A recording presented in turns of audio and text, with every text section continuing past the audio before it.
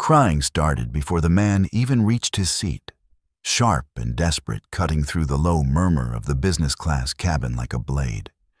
Heads turned, a few brows furrowed. A woman in a tailored charcoal suit paused her typing and looked up with thinly veiled irritation as a man in a faded jacket stepped into the aisle, holding a small girl whose sobs shook her entire body. It was the kind of sound people paid extra money to avoid. Daniel Carter moved carefully, as if every step might shatter something fragile. His daughter Emily clung to his neck, her small fingers digging into the worn fabric of his collar, her face buried against his chest. Her fear came in waves, raw and uncontrollable, the terror of a child facing something she did not understand. The overhead bins loomed too close. The cabin lights felt too bright. The enclosed space pressed in on her like a trap, Daniel murmured softly to her. His voice low and steady, the kind of voice that had once calmed men before missions where some of them did not return. Across the aisle, Rebecca Whitmore watched the scene unfold with a tightening jaw. She was seated by the window legs, crossed perfectly, her tablet balanced on her knee, a half-finished report glowing on the screen. She had boarded early to ensure silent space control. Instead, chaos had arrived late, wearing scuffed shoes and carrying a screaming child.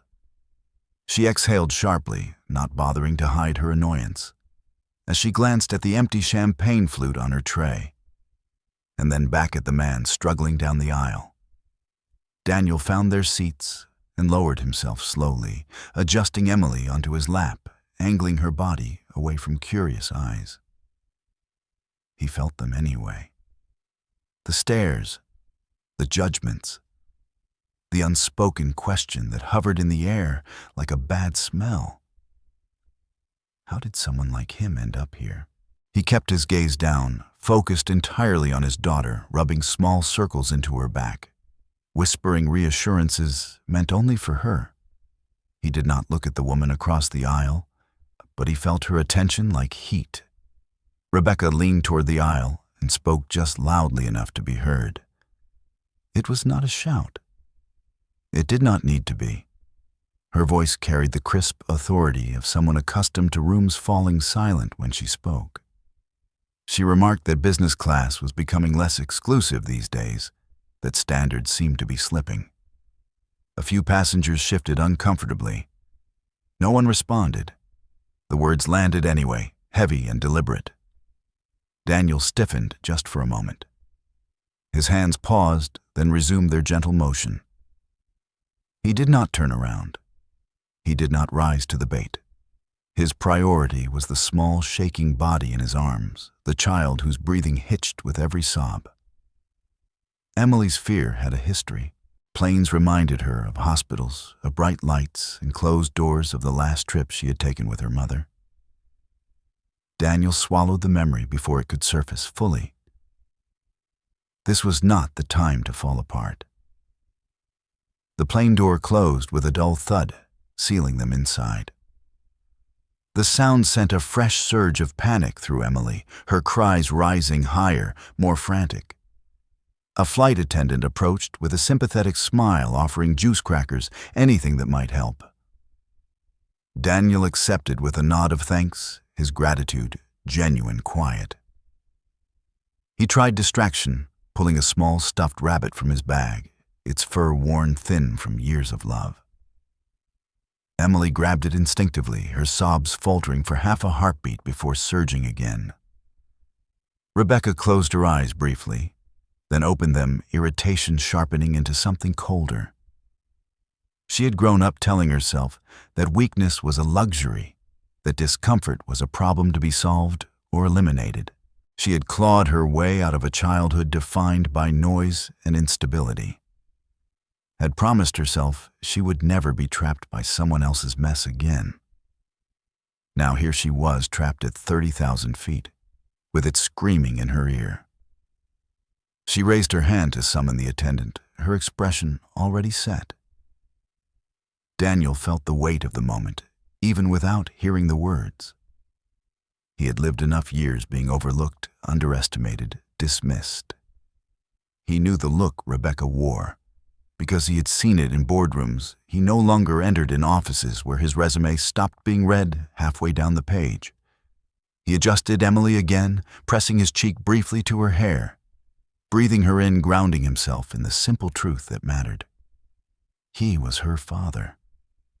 That was the only title that counted.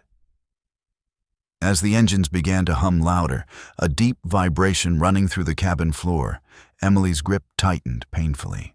Daniel whispered a story into her ear, one he had invented on the fly, about brave little birds who learned to ride the wind instead of fearing it. His voice never wavered, even as his shoulders ached and his heart pounded. Around them, impatience simmered. A few passengers exchanged glances. Someone sighed loudly. The world felt poised on the edge of something, though no one could yet name what it was.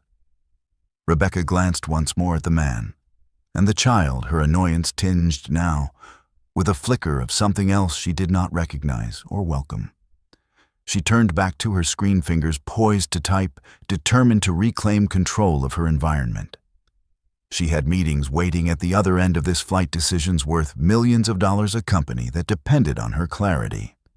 She told herself this disruption was temporary, meaningless. Just another inconvenience to be endured. Neither of them noticed the subtle change in the aircraft's tone, the barely perceptible shift that passed through the fuselage like a warning breath. The cabin lights flickered once so quickly it might have been imagined.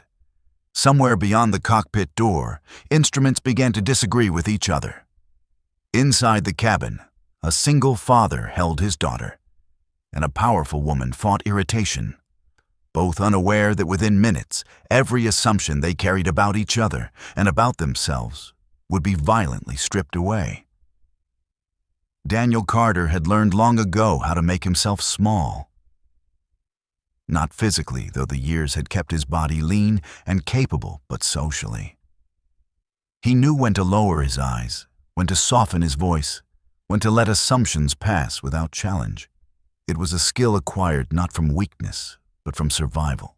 The world treated men like him more kindly when they stayed quiet, when they did not remind others of what they had once been, or what they still were beneath the worn jacket and tired eyes. There had been a time when rooms went silent for him too. Briefing rooms thick with tension pilots leaning forward as he spoke, trusting his judgment with their lives. Daniel had been 21 when he first climbed into the cockpit of a fighter jet, the sky opening beneath him like a promise. 8 years of service followed 2 combat tours medals he kept locked away in a box he rarely opened. He had loved the clarity of it. Up there, decisions were clean. You acted or you did not. You lived with the consequences either way. Down here, life blurred into compromises and quiet sacrifices no one applauded. Everything changed the day Emily was born. The joy had come first, fierce and overwhelming, followed by terror so sharp it stole his breath. Complications. Doctors speaking in careful tones, machines beeping in relentless rhythm. By the time Daniel understood the words being said to him, his wife was already slipping away. She had smiled at him once, weak, but certain, her fingers tightening around his. "Take care of her," she had whispered. Then the monitors screamed, and the world he knew collapsed into a single fragile heartbeat he had to protect at all costs. He left the Navy within weeks, turned down offers that promised prestige and security, but demanded absence. He traded flight suits for delivery uniforms, adrenaline for routine. The jet engines that once roared beneath his hands were replaced by the hum of traffic and the weight of grocery bags. He did not regret it. Emily needed him present, grounded, alive. That choice defined everything that came after, even when it cost him more than he liked to admit. Across the aisle, Rebecca Whitmore had built her life in the opposite direction.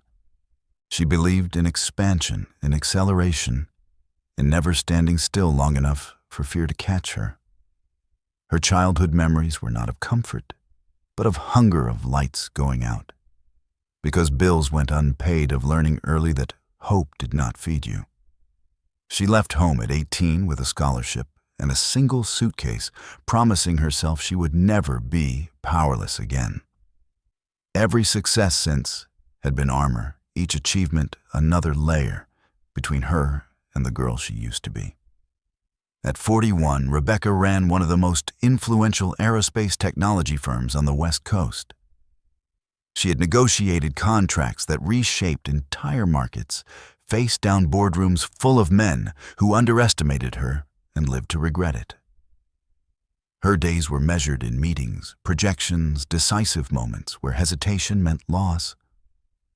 She slept little, trusted less, and carried her authority like a weapon sharpened by years of use.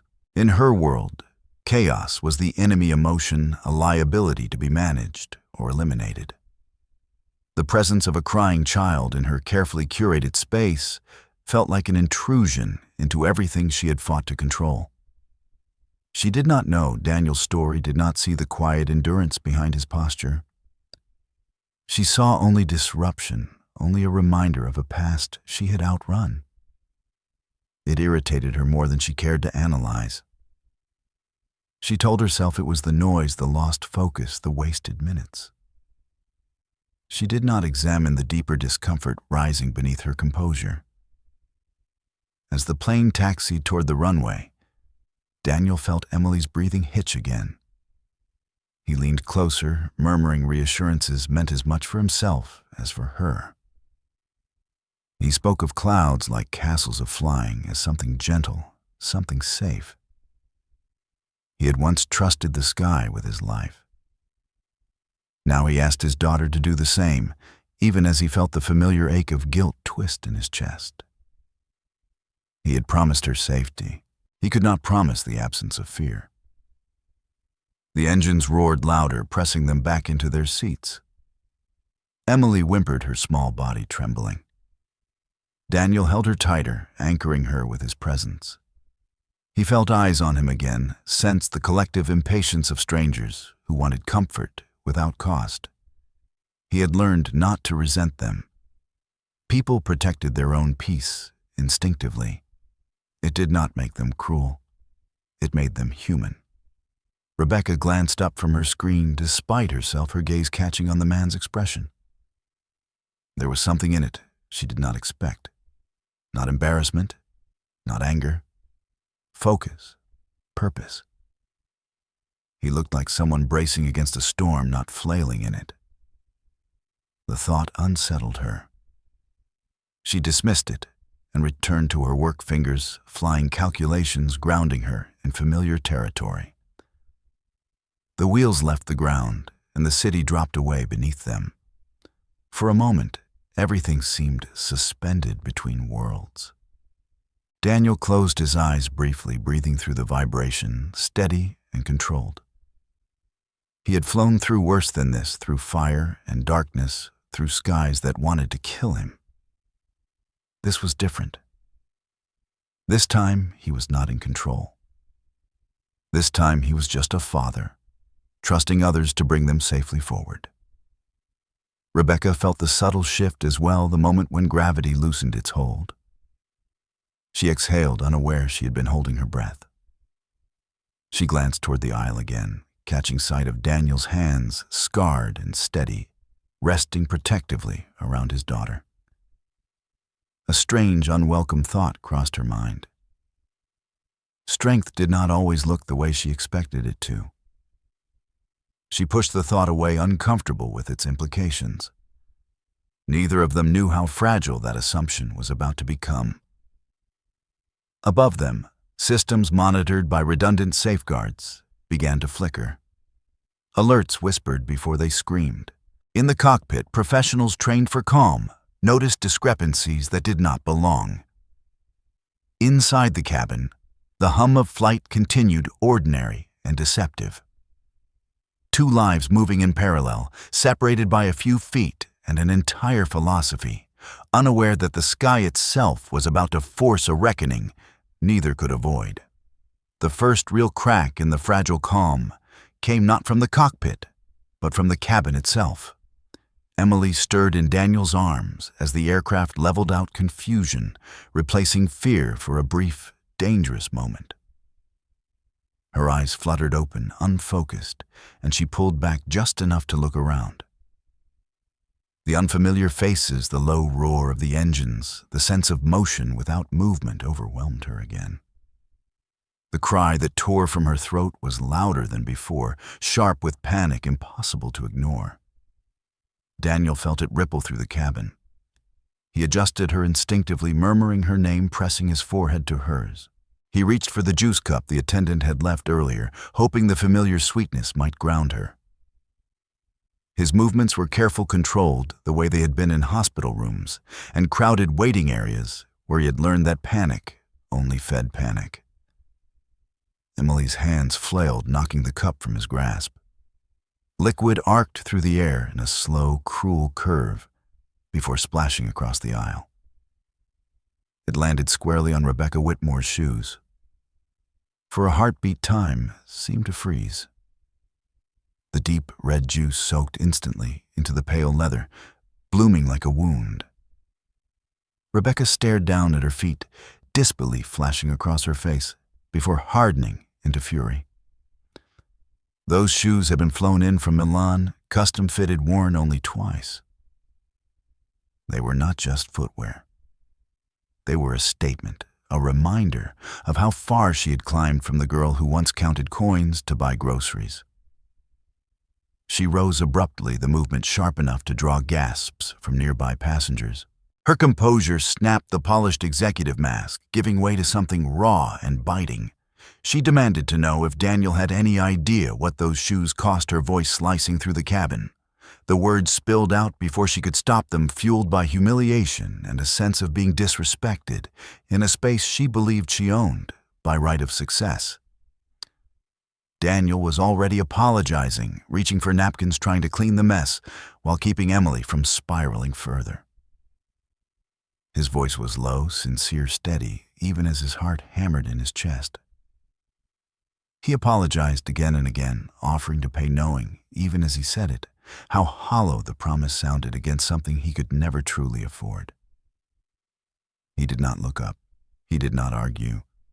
He absorbed the anger the way he had absorbed worse in his life, letting it pass through him without response. Rebecca was not satisfied. She pressed the call button, repeatedly summoning the flight attendant with the urgency of a crisis. She demanded to be reseated, to be removed from the situation entirely. Her words carried the authority of someone accustomed to instant solutions. Around them, passengers shifted uneasily. Some stared. Others looked away, embarrassed witnesses to a confrontation that felt too intimate, too exposed. The flight attendant arrived, her expression carefully neutral eyes, flicking between Rebecca's fury and Daniel's quiet desperation. She apologized for the inconvenience, promised to see what could be done.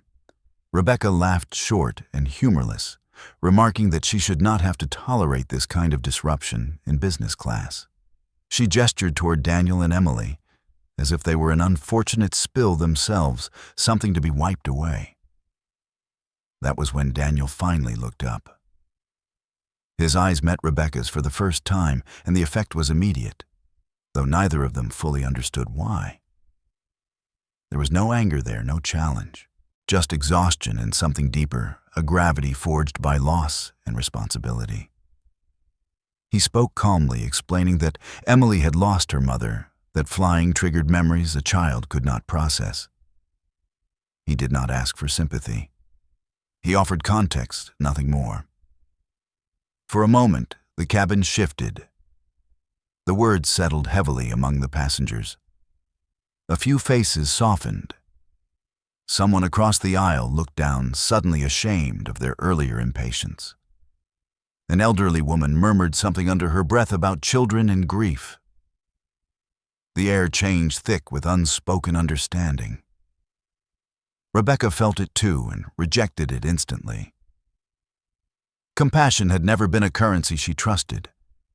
In her experience, every story was a tactic, every explanation a bid for leniency. She responded coolly, suggesting that such considerations should have been made before booking the flight. Her tone was clipped, professional, final. In her world, planning eliminated problems. If you failed to plan, you accepted the consequences. The elderly woman across the aisle turned, then fixing Rebecca with a look sharpened by decades of lived experience. She spoke quietly, but firmly, remarking that no one knew the weight another person carried. That kindness cost nothing. Rebecca dismissed the comment with a tight smile, returning to her seat, fingers tapping against her armrest, as if to punctuate the conversation's end. Minutes passed. The cabin settled into an uneasy rhythm.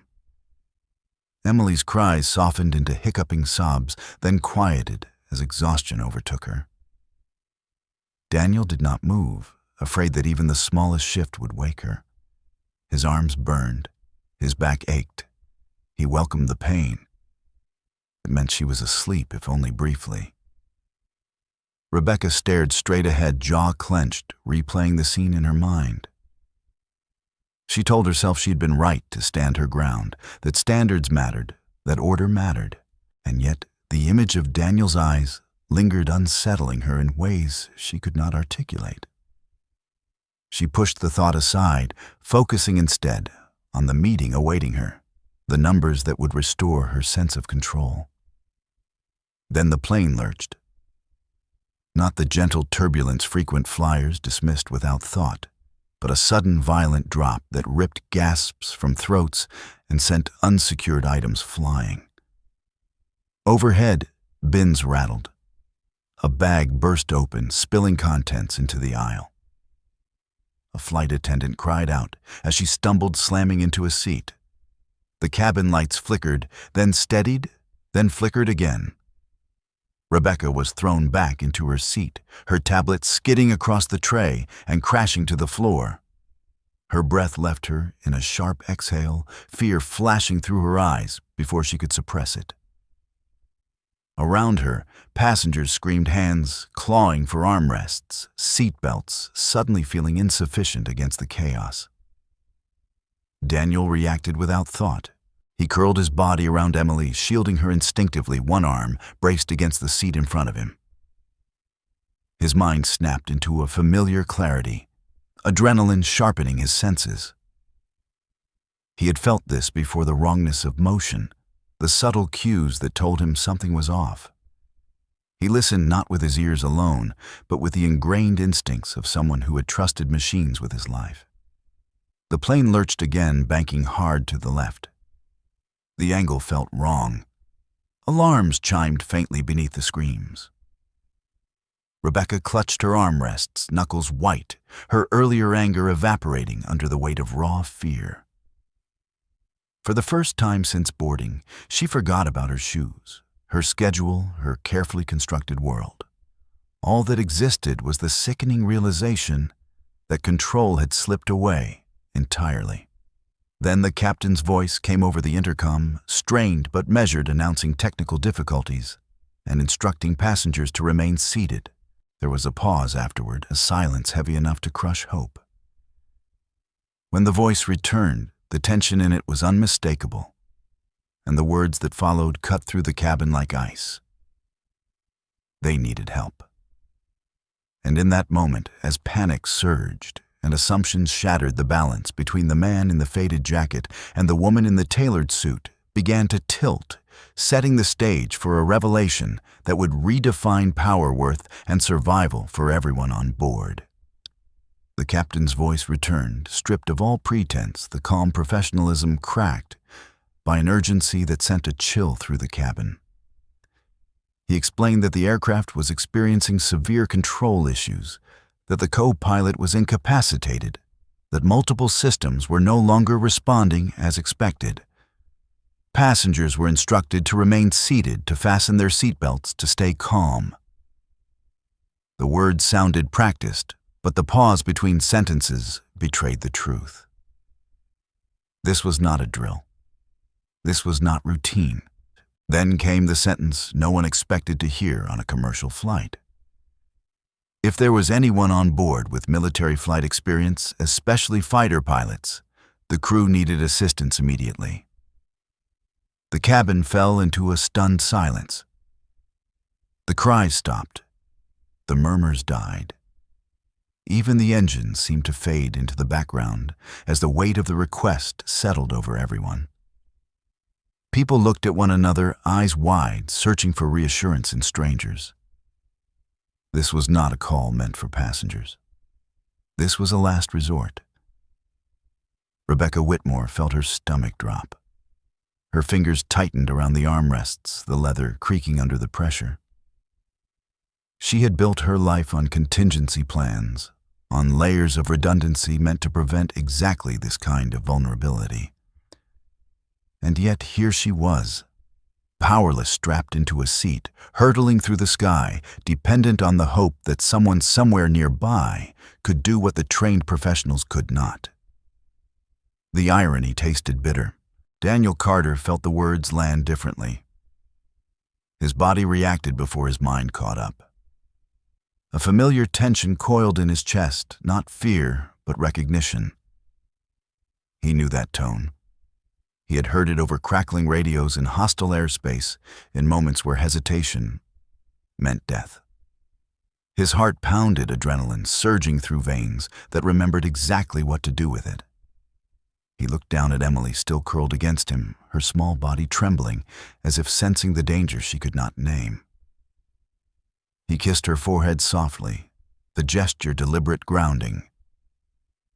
He whispered that everything was going to be okay, though he did not know if it was true. He felt the weight of a choice settle over him, heavy and unavoidable. He had walked away from that world. He had promised himself he would never step back into it. But the sky did not care about promises. It demanded action. Rebecca noticed the shift before she understood it. Daniel was no longer hunched, no longer shrinking into himself. His posture straightened subtly, shoulders squaring, as if an invisible switch had been flipped. There was a stillness about him now, a focused intensity that contrasted sharply with the chaos around them. She watched him, confused, a question forming she did not yet dare to ask. Daniel carefully lifted Emily from his lap and turned to the elderly woman seated across the aisle, the same woman who had spoken up earlier. Their eyes met, and in that brief exchange, understanding passed without words. He asked her to hold Emily just for a moment. The woman nodded immediately, arms opening with a gentleness that felt like safety itself. Emily whimpered, but did not resist her exhaustion, outweighing her fear. Daniel stood. The simple act drew every eye in the cabin. He took a breath, steady and controlled, then spoke clearly, his voice carrying authority that cut through the lingering panic. He identified himself by name and rank, explaining that he had served 8 years as a fighter pilot in the United States Navy, that he had flown combat missions, that he was current enough to assist. He did not embellish. He did not boast. He stated facts the way one did when time was precious. A collective gasp rippled through the cabin. Rebecca's mouth fell open despite herself. The image of the struggling single father, shattered, replaced by something that did not fit any category she understood. This man she had dismissed, spoken down to, measured, and found lacking, was now offering to step into the most critical role imaginable. The cognitive dissonance struck her like a physical blow. She felt shame flare hot and sudden, followed closely by fear. Not fear of him, but fear of how wrong she had been. A flight attendant appeared almost instantly, her face pale but determined. She confirmed his credentials with quick questions, her training kicking in. Daniel answered without hesitation, his mind already shifting gears, cataloging possibilities, preparing for scenarios he hoped would never come. She gestured urgently toward the cockpit, urging him to follow. As Daniel moved down the aisle, passengers leaned back to make room, their expressions a mixture of awe and desperate hope. Someone murmured a prayer. Someone else reached out, touching his arm briefly, a wordless plea for salvation. He acknowledged none of it. His focus narrowed to a single point ahead. This was not about recognition. This was about responsibility. Rebecca watched him go, her heart racing. She replayed every word she had spoken, every look she had given him, and felt the sting of her own arrogance burn deep. She had built an empire on the belief that competence announced itself through polish and pedigree. Daniel Carter had just dismantled that belief with a few calm sentences and a steady stride. The cockpit door opened to reveal controlled chaos. Warning lights flashed across the instrument panel like a constellation gone wrong. The co-pilot slumped in his seat, conscious, but clearly unwell, his face ashen with pain. The captain, a seasoned aviator with decades of experience etched into the lines of his face, fought the control's jaw, clenched in concentration. When he saw Daniel, relief washed over his features so openly it bordered on reverence. Daniel took in the scene in a single, sweeping glance, his mind snapping into a familiar rhythm. He identified the aircraft model, scanned the instruments, noted discrepancies that confirmed his worst suspicions. Hydraulic pressure was unstable. Electronic controls lagged. Redundancies were failing faster than they should have. He asked precise questions, his tone calm, authoritative, as if he had never left this world. The captain yielded space without hesitation, trusting the instincts of someone forged under pressure. Daniel slid into position, his hands hovering over the control's muscle memory, flooding back with astonishing clarity. The years fell away.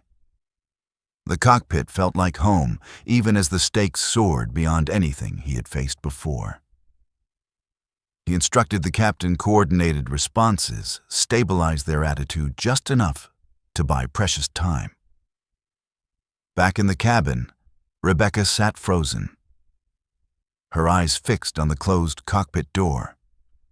She could hear Daniel's voice faintly over the intercom as he addressed the passengers, explaining that they were working through the situation, that unusual movements were expected, that everyone needed to remain seated. His voice was steady, reassuring, a lifeline threaded through the fear. Emily, held securely by the elderly woman, lifted her head at the sound. She listened, eyes wide, then spoke with quiet certainty. She said that was her daddy. The words pierced Rebecca's chest with unexpected force.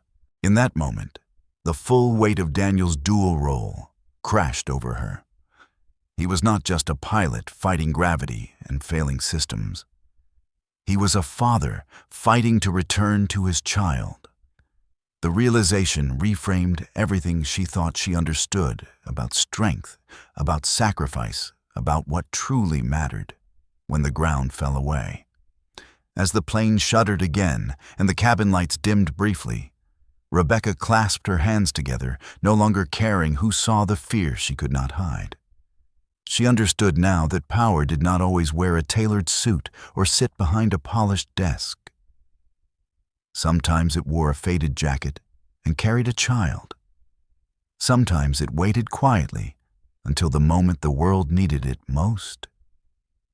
The aircraft resisted the descent as if it had a will of its own. Every adjustment Daniel Carter made was met with a delayed response, a dangerous hesitation that demanded anticipation rather than reaction. He leaned slightly forward in the seat, eyes locked on the instrument's, jaw set. His hands moved with disciplined economy, guided by muscle memory forged in far less forgiving skies. He spoke in short, precise commands, each word chosen to cut through noise and fear alike. Panic had no place here. Not now. Captain Reynolds followed without question. Decades of experience had taught him the rare difference between confidence and capability, and Daniel possessed the latter in abundance. Together, they chose the only viable option, an emergency return with limited control authority and no margin for improvisation. Daniel compensated for failing hydraulics, manually stabilizing their attitude, flying seconds ahead of the aircraft's actual position. Sweat ran down his spine, but his breathing stayed measured, anchored by habit and necessity. In the cabin, the violence of the motion stole breath and certainty in equal measure. The floor tilted, then corrected, then tilted again. Rebecca Whitmore gripped the armrests, her knuckles whitening, as the illusion of control she had built her life upon dissolved completely. She listened to Daniel's voice over the intercom, calm and unembellished, explaining that the descent would feel rough, that safety protocols were in place, that everyone needed to remain seated. He did not soften the truth. He did not dramatize it. He simply led. For the first time in years, Rebecca trusted someone without reservation. Not because of a title or a reputation or the promise of outcomes, but because his voice carried something undeniable. Competence, responsibility, care. The memory of her earlier contempt burned sharply now, each careless assumption replaying with painful clarity. She had measured him by the wrong standards and nearly paid for it with her life. Emily remained quiet, tucked against the elderly woman's shoulder, listening. Her small hand clutched the fabric of the woman's sleeve, but her eyes were steady. She recognized her father's tone, the same one he used when storms rattled their windows or nightmares woke her in the dark. It meant she was safe. It was enough. The runway lights finally pierced the cloud cover, distant and fragile, shimmering against the darkness. Daniel adjusted their approach, compensating for a crosswind that threatened to push them off alignment. The aircraft drifted, corrected, drifted again. He resisted the urge to overcorrect, trusting the balance he had calculated. The final seconds stretched into something elastic and surreal, time bending under the weight of consequence. The first contact was brutal. The plane slammed down, bounced violently, and a collective scream tore through the cabin. Daniel forced the nose down, fighting instinct and fear, maintaining control through sheer discipline. The second contact was firmer, controlled. Tires screamed against asphalt. The aircraft shuddered, slowed, then finally rolled to a stop as emergency vehicles raced alongside, lights flashing like a second sunrise. Silence followed, thick and disbelieving. Then the cabin erupted. Applause thundered raw and unrestrained. People cried openly, laughed shakily, clung to one another in stunned relief. Rebecca sagged back in her seat, a hand covering her mouth as a sob escaped before she could stop it. She had faced billion-dollar risks without flinching, but this had stripped her to something far more honest. Gratitude flooded her, overwhelming and humbling. Daniel remained in the cockpit longer than necessary, completing shutdown procedures with mechanical precision. Only when everything was secure did he allow himself to feel the tremor in his hands, the delayed release of adrenaline. He closed his eyes briefly, exhaling the image of Emily's face filling his mind. He had come back. He had kept his promise. When he stepped into the cabin, applause surged again, louder than before. Passengers reached out, thanking him, touching his arm, as if to confirm he was real. Daniel nodded politely, murmuring acknowledgments, but his attention searched past the crowd. He saw Emily first. She broke free and ran to him, her small body colliding with his legs as he dropped to one knee. He caught her easily, wrapping her in his arms, holding her with a ferocity that surprised even him.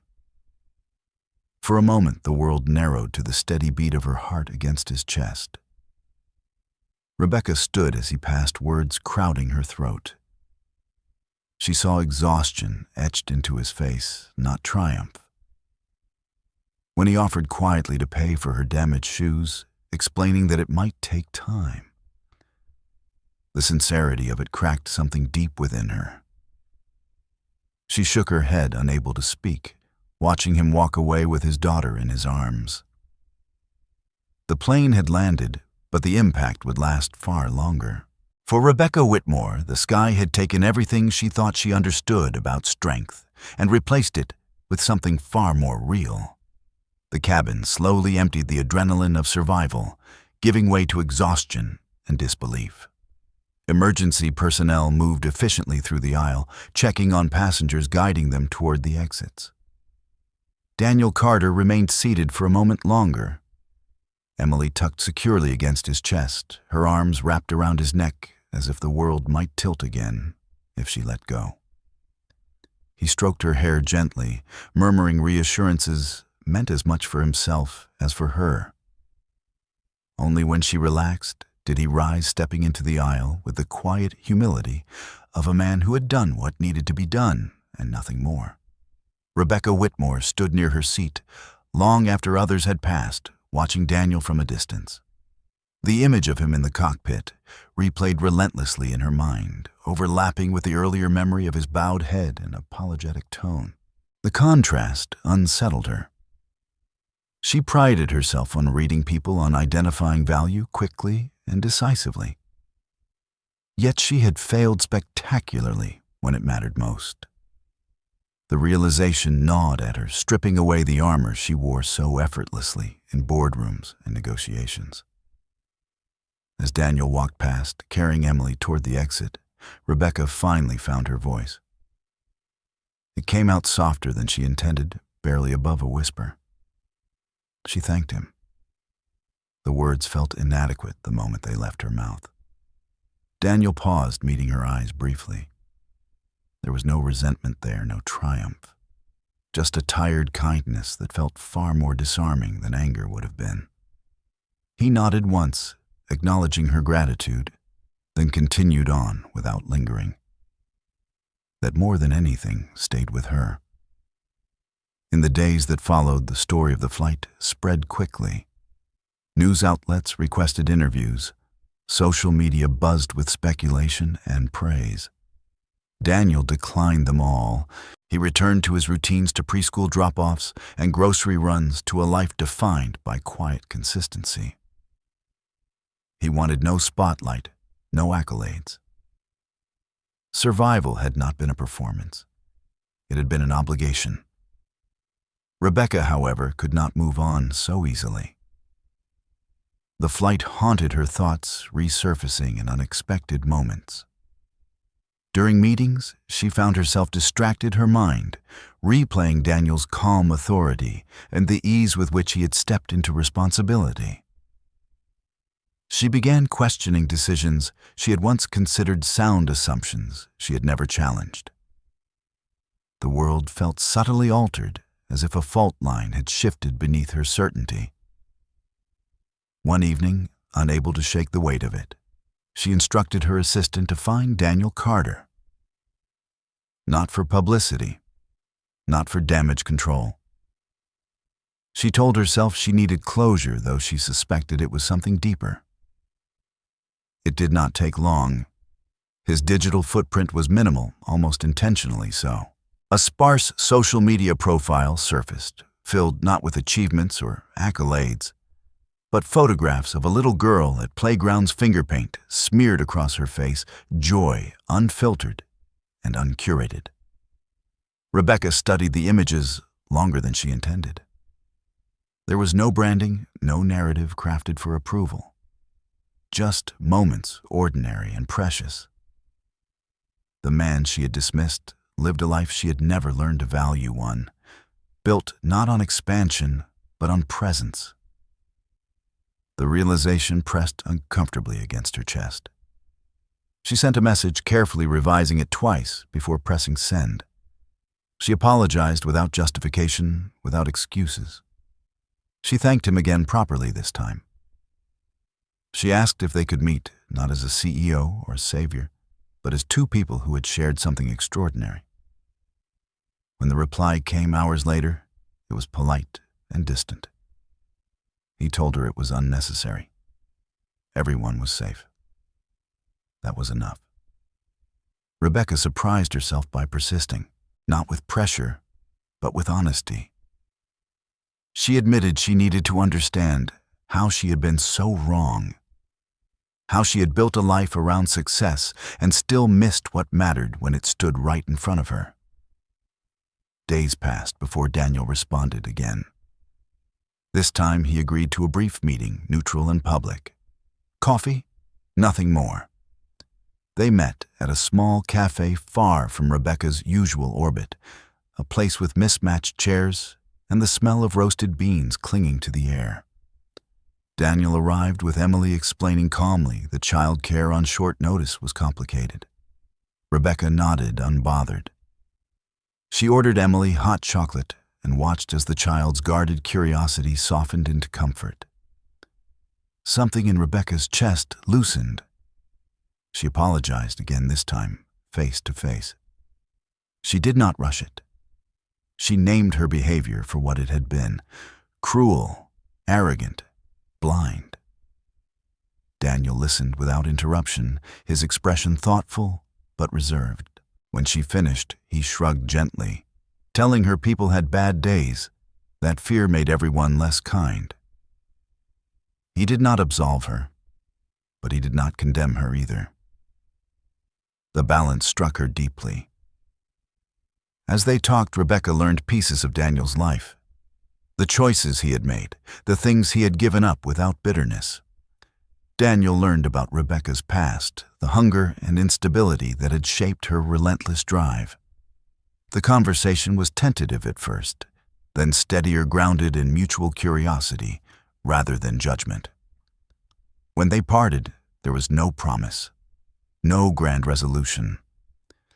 Just a quiet sense that something had shifted, that the flight had not ended when the wheels touched the ground.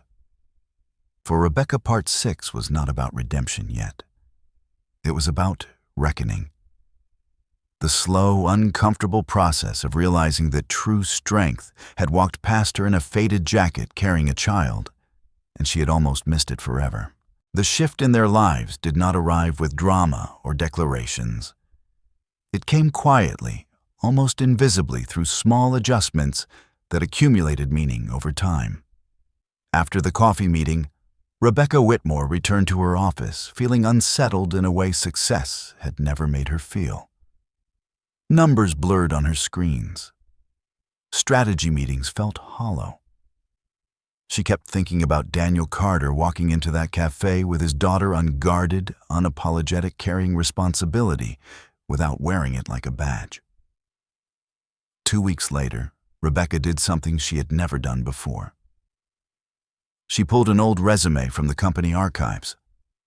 Daniel Carter's name stared back at her from the top of the page.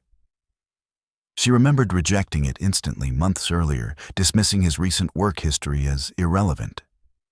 Delivery driver, irregular employment, no recent corporate experience. She had not read past the first page. Now she read every word. The flight hours, the training certifications, the operational leadership under pressure. The expertise was unmistakable. The oversight was entirely hers. She called him that afternoon, her voice measured but sincere. She offered him a consulting role, part-time, flexible, focused on safety systems and emergency response modeling. She was careful to say it was not charity, not an apology disguised as opportunity. She told him the truth. She needed someone who understood flight the way he did instinctively, without abstraction. Daniel listened in silence. When she finished, he declined. Emily had just started a preschool she loved. Stability mattered more than prestige. Rebecca accepted the answer without argument, though disappointment flickered across her face. That should have been the end of it. It was not. Rebecca found herself thinking about Daniel in contexts that had nothing to do with aircraft or safety protocols. She noticed how often her company policies failed people who did not fit neatly into corporate molds: parents, caregivers, those who carried invisible weight. For the first time, she questioned systems she had built, without ever imagining herself on the vulnerable side of them. She began making changes subtle at first. Flexible schedules, remote options, childcare partnerships. The board resisted. Rebecca pushed harder. Daniel noticed the effects before he understood the cause. Friends mentioned new benefits at Rebecca's company. Articles praised its unexpected cultural shift. He suspected her influence, but did not ask. He had his routines, his daughter's laughter anchoring his days. And yet, when Rebecca invited them to tour the company's innovation center one Saturday, he agreed cautiously on Emily's enthusiastic insistence. Emily loved the place instantly. She darted between displays, peppering engineers with questions, declaring the flight simulator a spaceship. Daniel watched from a distance, amused and slightly overwhelmed. Rebecca stayed close, not directing, not performing, just present. She knelt when Emily spoke, listened when Daniel explained something quietly. It felt unfamiliar and strangely grounding. Their conversations grew easier after that. Less guarded, still careful but warmer. They talked about loss, about fear, about the strange way life forced you into roles you never auditioned for. Rebecca confessed that she did not know how to rest, that silence made her anxious. Daniel admitted that some nights he lay awake convinced he was failing Emily in ways he could not see. They did not offer solutions. They offered understanding. The turning point came on an ordinary Tuesday afternoon. Daniel received a call from Emily's preschool. She had a fever. Pickup was required immediately. He glanced at the clock. He was across town traffic brutal. Panic flared briefly. Rebecca, overhearing the call during a site visit, grabbed her keys without hesitation. She told him she knew a faster route. She did not ask permission. She acted. They reached the school in record time. Emily, pale and miserable, brightened instantly when she saw her father. On the drive back, wrapped in a blanket, she announced proudly that she had thrown up on her teacher's shoes. Rebecca laughed, surprised by the sound of it. It felt real.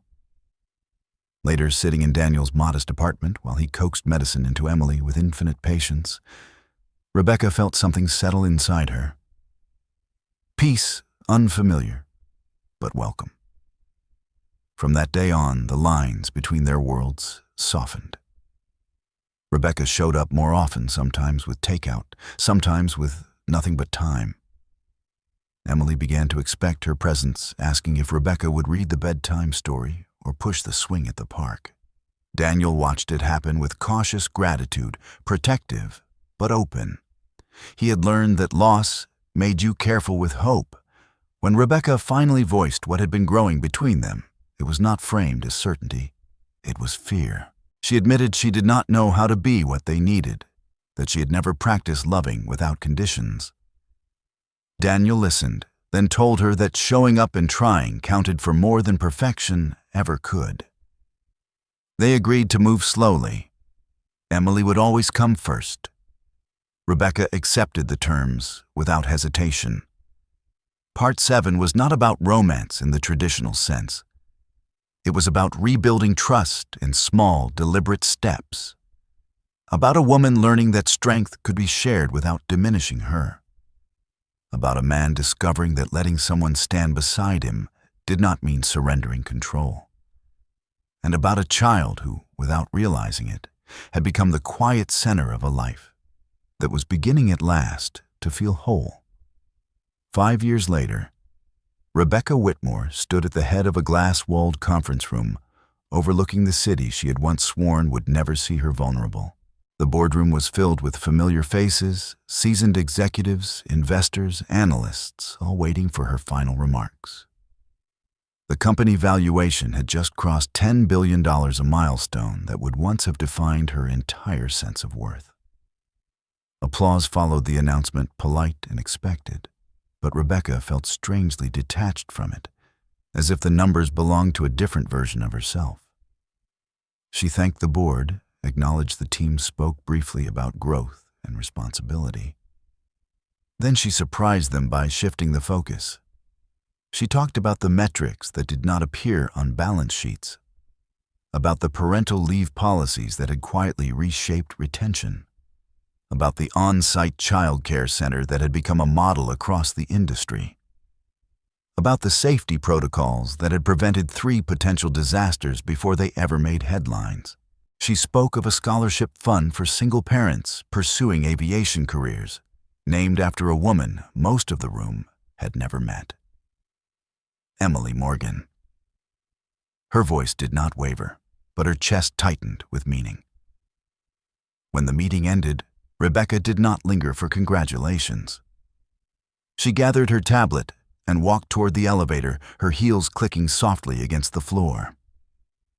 Through the glass, she spotted Daniel and Emily waiting in the lobby below a familiar Friday ritual. Emily waved the moment she saw Rebecca bouncing on her toes with uncontained excitement. Daniel smiled, that steady, grounding smile that had become a constant in her life. Rebecca felt the weight of the day ease from her shoulders before the elevator doors even opened. Their life together had not unfolded like a storybook. It had been cautious, deliberate, stitched together through ordinary moments. Museum visits where Emily acted as their guide. Dinners at restaurants with crayons on the tables. Late nights where Rebecca learned how to sit with silence without filling it with ambition. Daniel had returned to flying, not combat, but training and safety consulting, choosing work that allowed him to be home for bedtime stories and scraped knees. Rebecca had learned to leave the office before dark, to accept that some emails could wait. The question of family had arrived one quiet Sunday morning, unannounced and unfiltered. Rebecca had been standing in Daniel's kitchen, attempting pancakes with more enthusiasm than skill. Emily sat at the table, offering detailed commentary on each mistake. Daniel read the paper, pretending not to notice the batter splattered across the counter. Then Emily looked up, her expression thoughtful in the way children get when they are about to say something important. She asked Rebecca if she was going to be her mommy. The question hung in the air, fragile and heavy. Rebecca knelt beside Emily, choosing her words with care. She told her that she already had a mommy, one who loved her very much and always would. She said she would never replace that. She said she would like to be someone who loved her and her daddy and wanted to stay if Emily was okay with that. Emily considered this seriously, then nodded, adding one condition about improving pancake quality. Laughter broke the tension, and Daniel pulled them both into an embrace that felt like home. The proposal came 2 months later, in the same park where Rebecca had first learned how to push a swing without fear of looking foolish. Emily held the ring box with solemn importance, nearly vibrating with excitement. Rebecca said yes before Daniel finished speaking. The wedding was small, held in the backyard of the house they had bought together, a place with a crooked fence and a tree perfect for climbing. Rebecca wore a simple dress Emily helped choose. Daniel wore his navy dress uniform for the first time in years. Their vows were quiet, honest, spoken without performance. Rebecca spoke about strength, about how she had once believed it meant never needing anyone, never bending. She said she had learned that real strength was admitting when you could not do everything alone. Daniel spoke about second chances, about how love did not diminish when shared, but multiplied. Emily announced to the guests that they were officially a family now, and that everyone was invited to stay for cake. On the anniversary of the flight, they did not commemorate it with ceremony. They went out for ice cream. They talked about school projects and weekend plans. And yet sometimes Rebecca found herself thinking back to that moment in the sky, to the sound of the captain's voice asking for a fighter pilot, to the way her life had pivoted in an instant. She remembered the woman she had been, successful, isolated, hollow in ways she had not recognized. Now standing in the lobby with Daniel's hand warm in hers and Emily chattering between them, Rebecca understood what that flight had truly given her. It had not just saved her life. It had stripped away illusions she no longer needed. It had taught her that courage was not dominance or control. It was trust. It was choosing to land to stay, to build something worth protecting. As they stepped outside into the afternoon sun, Emily ran ahead, already planning their lunch. Daniel squeezed Rebecca's hand, gently, a quiet question in his eyes.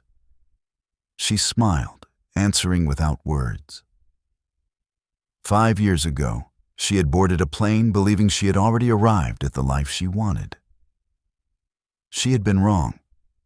What she needed had found her in a faded jacket, carrying a frightened child. And in choosing to see it, to accept it, she had been given not just success, but belonging. From a professional perspective, this story is not really about aviation wealth or even heroism in the traditional sense. It is about perception, about how easily we mistake surface signals for substance, and how dangerous that habit can be, not only morally, but practically. As experts in leadership psychology often note, true competence is often quiet, forged in responsibility rather than performance. Daniel did not seek authority. He responded to necessity. Rebecca did not lose power by admitting she was wrong. She gained depth, clarity, and ultimately a life that was sustainable, not just impressive. At its core, this story reminds us that crisis does not create character, it reveals it. The man judged as insignificant carried the skills that saved everyone. The woman who believed control meant strength learned that trust was the missing variable. Growth happened not in the boardroom, but in moments of fear, humility, and human connection. If this story resonated with you, if it challenged the way you look at people you might normally overlook, take a moment to like this video and subscribe to the channel. These stories are crafted to remind us that real strength often hides in plain sight, waiting for the right moment to step forward. And now I invite you to join the conversation. Comment below with just 2 words that capture the heart of this story. Quiet strength,